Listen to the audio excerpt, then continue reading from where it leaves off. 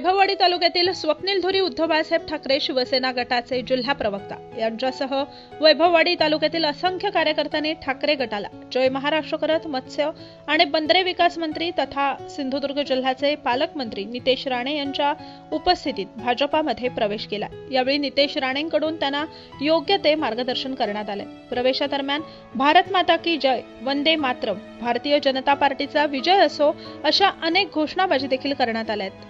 की जय, वंदे मातरम, भारतीय जनता पार्टीचा विजय असो।